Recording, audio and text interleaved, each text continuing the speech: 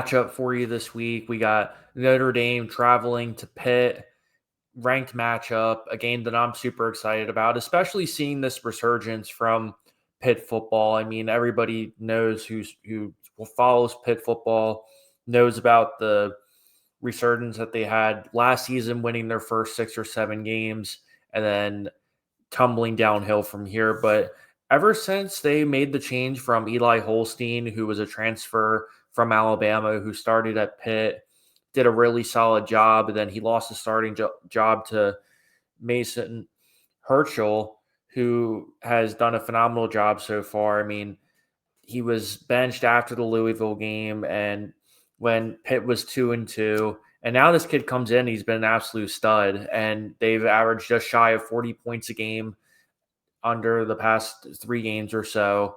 But at the same time, too, I mean, this Notre Dame team is very consistent. They're well rounded. CJ Carr has played with poise. He's played with energy. He's a guy that, for a relatively young kid, has proven that he can lead this team at a high level. And especially when you think about some of the past quarterbacks Notre Dame has had, a lot of them have been transfer seniors. So for them to really be able to mold a younger kid like CJ Carr and be able to get him at a place where you can be ranked top 10 in the country and position yourself to be in a college football playoff, it's definitely a really good spot. Now, both these teams essentially do have to win out in order to make the playoff, really, even though Pat Narduzzi kind of said in one of his press conferences that, like, hey, this is typically like any other game, which we know he's full of shit when it comes to that, but you got to love a Pat Narduzzi quote. But nevertheless, I mean, when we look at some of these stats here to kind of talk about this game, I mean, according to ESPN Power Football Index, Notre Dame holds a 77% chance to win outright, which I would say is generally accurate. I mean, Notre Dame is definitely the more talented football team. They've played with much more consistency this year, and quite frankly, they're more talented too. And especially when they're coming off the national championship appearance, well coached team. Mike Dunbrock has really kind of put this together offensively and really done a great job with coaching up CJ Carr.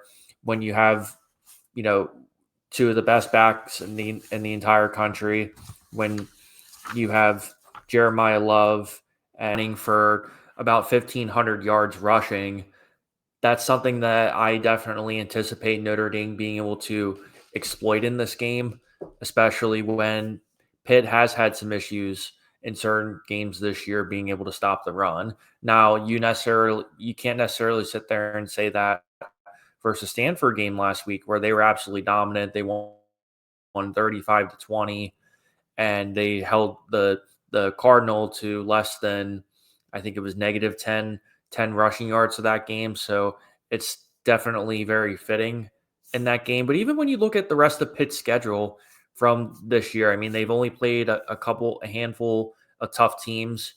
They played Louisville at the beginning of the year. They lost 34-27 there.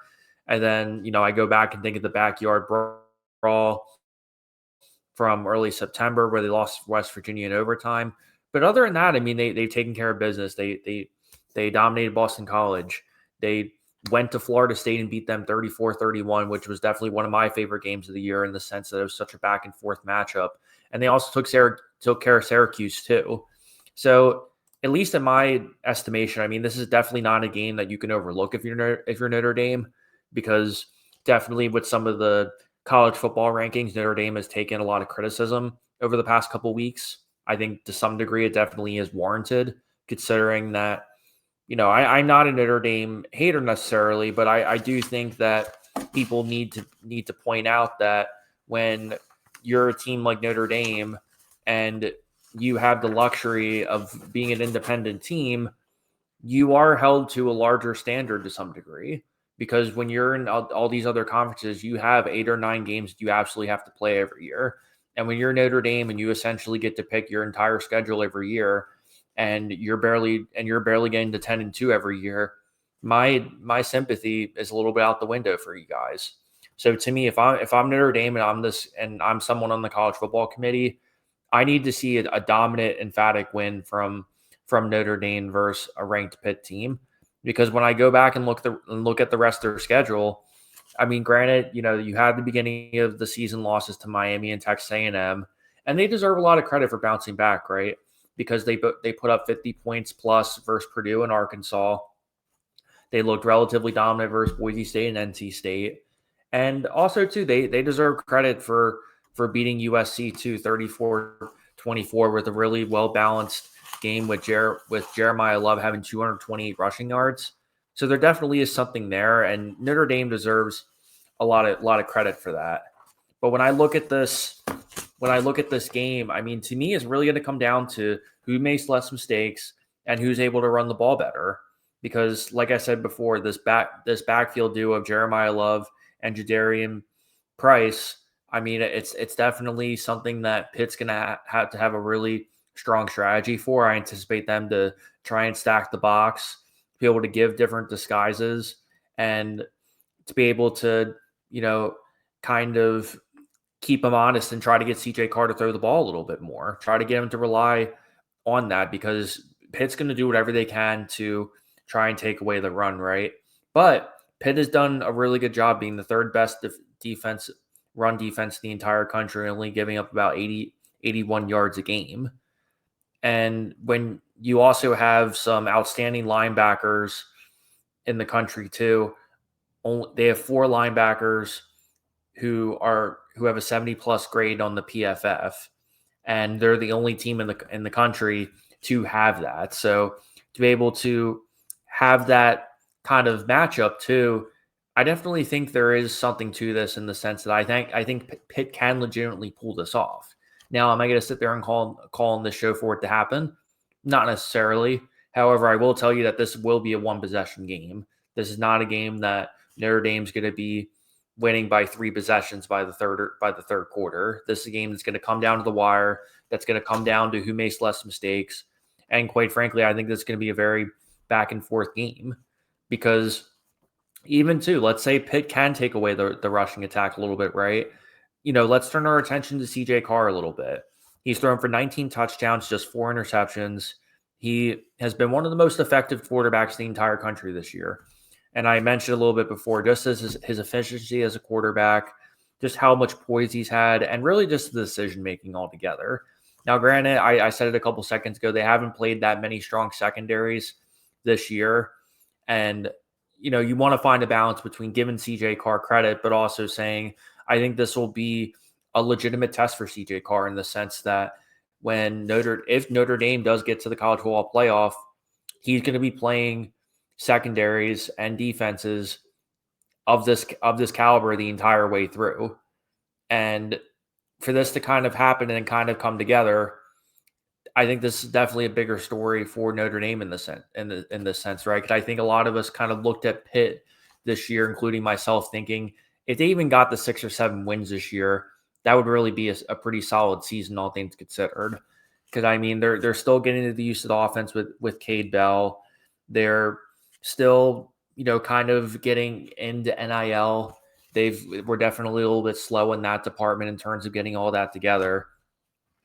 But and let's give Mason Heintschel a little bit of credit here. He's thrown for 300 yards in 4 of his past 5 starts, 12 touchdowns and 5 interceptions.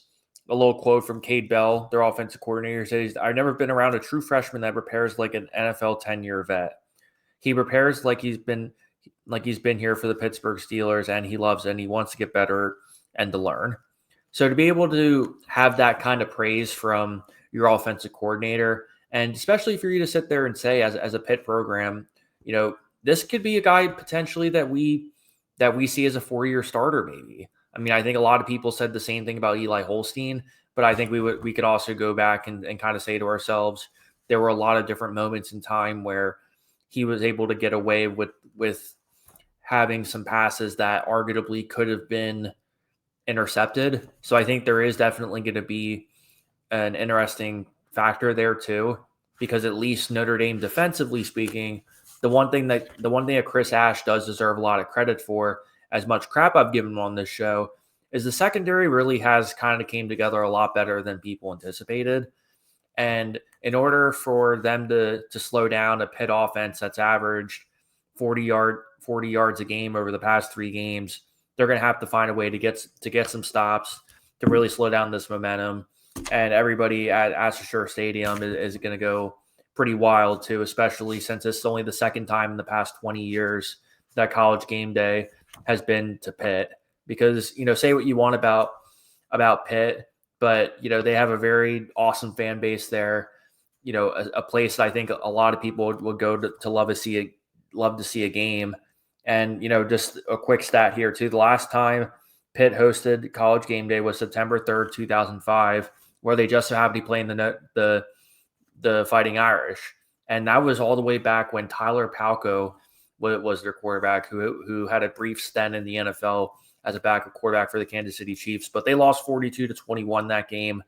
But as someone who has been watching Pitt college football since I was a little kid, I'm really excited to see this happen. This will be the 73rd matchup in series history.